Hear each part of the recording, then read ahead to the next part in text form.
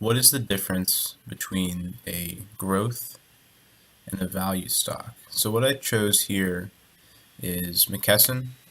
They are involved in distribution of pharmaceuticals and medical devices.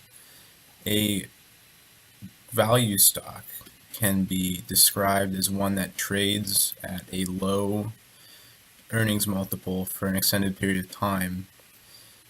Generally, they are described as a value because they have a relatively low price to earnings, a high earnings per share, and generally they provide a good value to those who invest in them because they're very stable companies and they provide, in some instances, good dividends. And they can be contrasted against companies like, say, Juno Therapeutics, a company focusing on immunotherapy treatments for cancer that has a currently negative price to earnings ratio and a negative earning per share.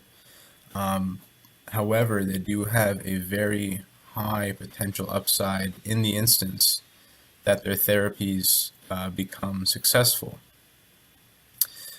In that instance, the value of the stock would increase substantially, describing it as a growth stock. The stock has the ability to grow rapidly over time. Now, something I do want to point out is the instance of a value trap.